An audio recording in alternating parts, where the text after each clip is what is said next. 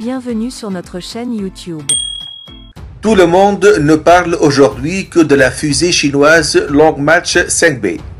Un énorme morceau de fusée a entamé sa chute vers la Terre. L'engin avait été lancé le 29 avril dernier pour mettre sur orbite une partie de la future station spatiale chinoise. Selon les experts, l'objet serait à la dérive en orbite à 270 km au-dessus de la Terre et à une vitesse de 27 790 km par heure. Mais actuellement, il est hors de contrôle selon le gouvernement chinois.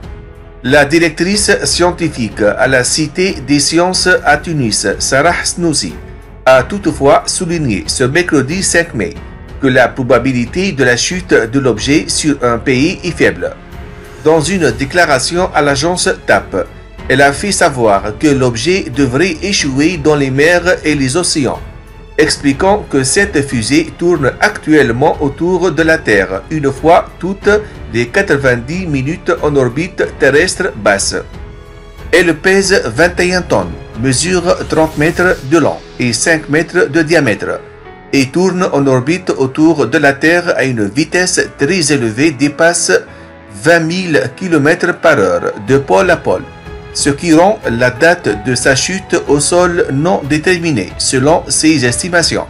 Elle a ajouté que l'armée américaine qui suit la trajectoire de la fusée a précisé qu'il est probable qu'elle tombe le 10 mai, indiquant qu'il est possible 6 heures avant le crash et la décomposition de la fusée de déterminer l'emplacement de sa chute.